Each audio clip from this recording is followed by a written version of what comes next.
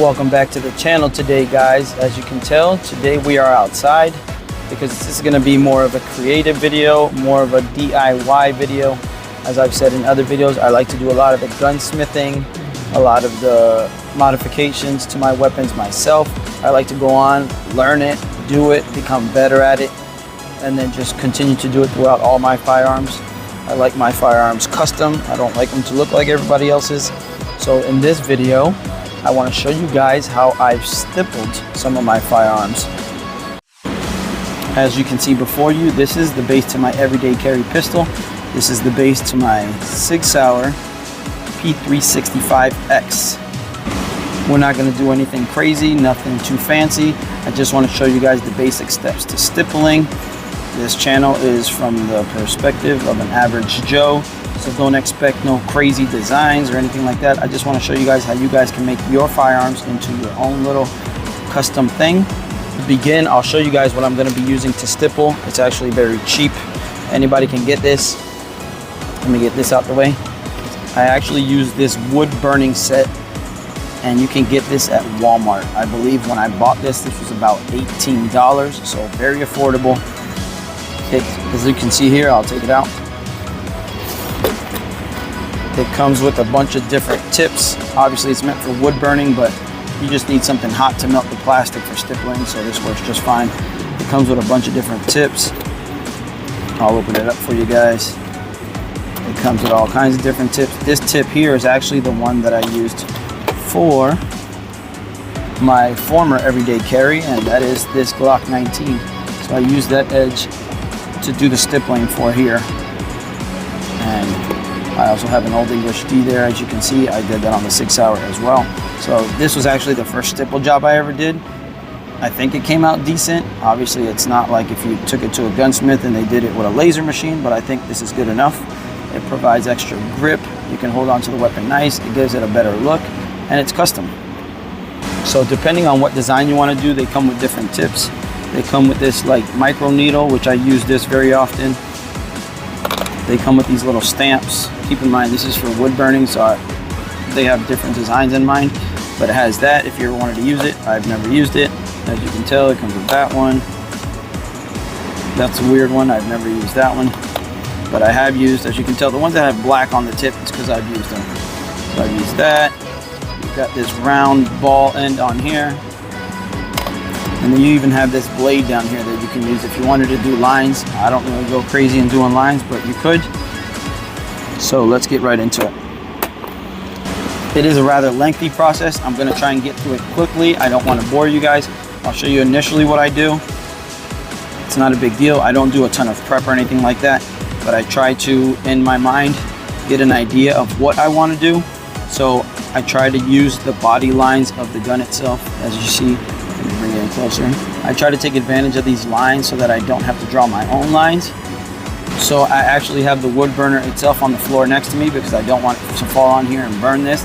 It does get extremely hot, but I'll bring it up here in a second and show it to you guys. So I'm going to try to follow these lines here. I might join these two just to make it look like one complete pattern, and I might bring it up and bring it across. We'll see. And then try to just add a little extra here so it doesn't look just like this. I'm gonna add little lines in to try and even this out all the way around. I'll just use tape just as a guide marker to come all the way around, and that way I just have boundaries where I can guide myself, and since tape has straight edges, it'll work just fine. So let me do a little prep and we'll come right back to it and we'll start stippling. Okay, so I just added these two little pieces of tape strategically because I'm gonna bring this grip up to here. I'm going to stipple right up to here, so really what I just need is that bottom straight line to keep me from going up, and then I'm going to join it with a natural contour that they brought with the weapon. I've never had problems with gripping this thing, so I'm not going to bring it up higher like I did with the Glock. So I'm going to keep it inside this line. I'm going to swing it all the way around, bring this one right up to here. So basically that's all I'm using the tape force to give me a guideline there. So let's bring up this stippler. So this is the stippler itself that comes in the box. This is what it looks like. The tips that you're going to use, you put right there. I'm not going to touch it. It's extremely hot. Then you have this dial here. I usually try to crank it up at the beginning about there to get it really hot. But as I'm working throughout the day, I want to try and keep it around here because this thing will start melting really fast. So let's go ahead and get started. Now the good thing about this micro dot tip to it is that there's really no right or wrong way to do it. You can just go through the thing, tapping it, and it's going to melt the plastic, and you just keep tapping away at it. See there? But now, however you start, you definitely want to continue that equally so it doesn't look ridiculous. If you start at an angle, try to do all your tips at an angle. And if you start straight 6 to 12, or 12 to 6, however you want to call it, then you want to keep going that way. So, but you want to work your way systematically just to make sure you got an even pattern. And I'm going to work my way all the way across, and I'll speed this thing up for you guys so you don't have to sit here.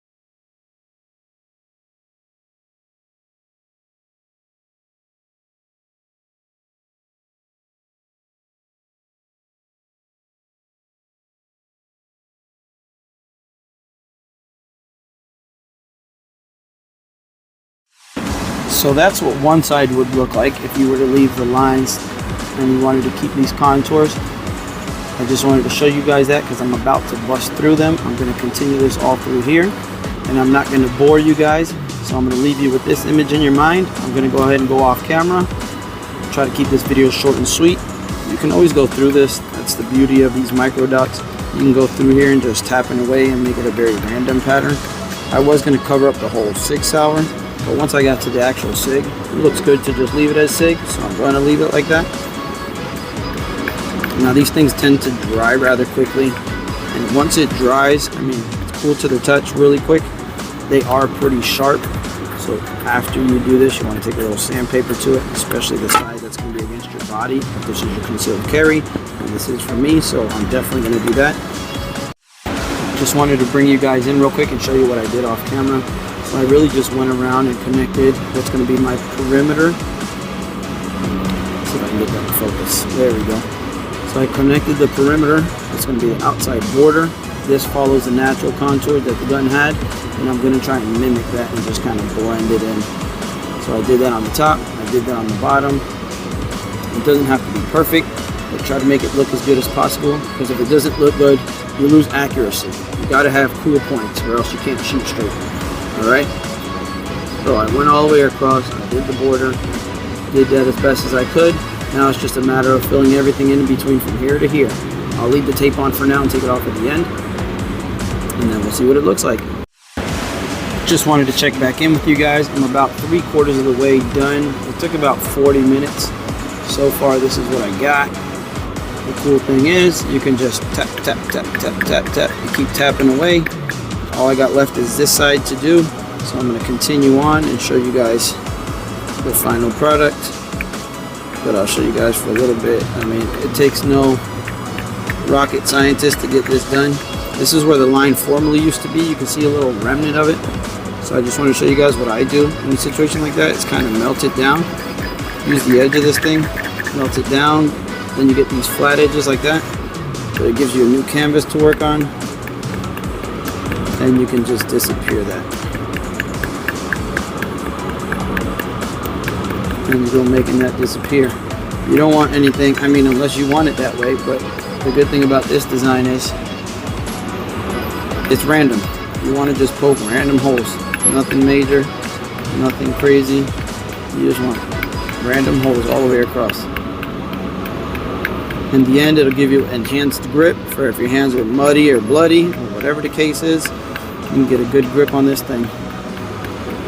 So far this is what I got. A little bit longer, and I'll show you guys the final product.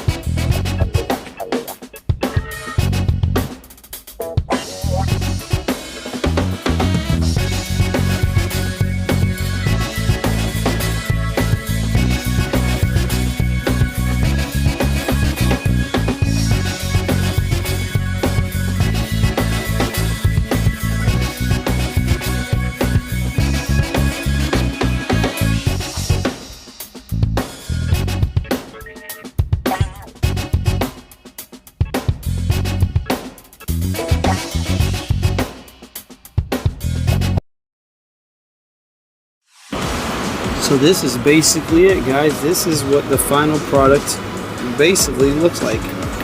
Now I'll just go over it once the whole thing is actually done. That looks pretty nice. What do you think? Comment down below if you think this looks pretty good. I think that looks pretty nice. I left SIG on this side. I was going to take off the SIG here and leave just the sour so that it's SIG sour. But I kind of like the way that looks, so for the time being I'll leave that. I'm just going to go over it and just kind of randomize the holes a little bit. Just to kind of break up any patterns you see. You kind of want it to be like camouflage. So if you see closely there, you see how I tried to follow the contour that it originally had. So that way it looks good once you peel that tape off. So I try to take advantage of the lines they already put in place for me.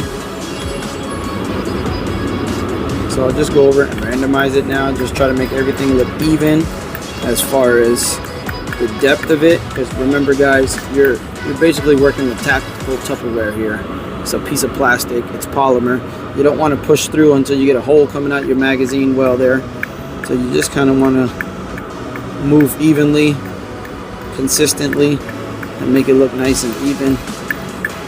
Now I'm not worried about anything that sticks up higher. For example, right here where the sour used to be, I don't know how that comes out on camera, but you can see there's a little extra material there. Because once I'm done here, as you're burning little craters into this thing, these sharp edges, they're really sharp, so I'm just going to work it with some sandpaper and kind of bring them down. Just go feeling them out as you bring them down until you have just enough grip and enough a comfortable layer. So you kind of want to feel it out because you don't want to sandpaper down all the work you did. But you want it to be comfortable enough to where you can put it in your waistband. But that's basically it, guys. Let's go ahead and remove this tape. As you can see, I just finished this a second ago. It's already cool to the touch, especially since I'm outside, but it is sharp. This thing will give you a hell of a grip if you left it like this, but it will give you a hell of a scratch on your stomach as well for an everyday carry pistol. Now we remove this tape. And that's it, guys. Look there. Let me bring you out a little bit. That's basically the finished product there. Comment down below what you guys think. If you look there, let me bring you in close.